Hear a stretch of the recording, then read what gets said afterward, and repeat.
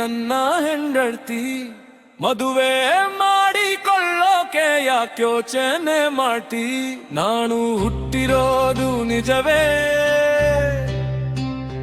ನೀನು ಹುಟ್ಟಿರೋದು ನಿಜವೇ, ಯೋಚನೆ ಮಾಡ್ತಿ? ನೀನು ಬೇಗ ಹುಟ್ಟದೆ ಇದ್ರೆ ನಾನೇ ಮಾಡಿ.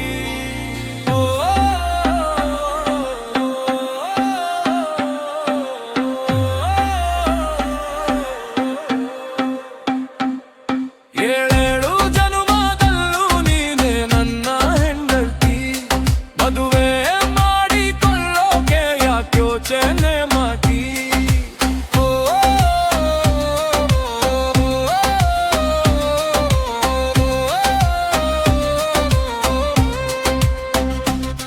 ನಾನು ಎಷ್ಟು ಕಷ್ಟ ಪಟ್ಟಿನಿ ಅದು ನಿನಗೆ ಗೊತ್ತಾ? ನಾನು ಎಷ್ಟು ಹುಡುಕಿದ್ದೇನೆ ಅದು ನಿನಗೆ ಗೊತ್ತಾ?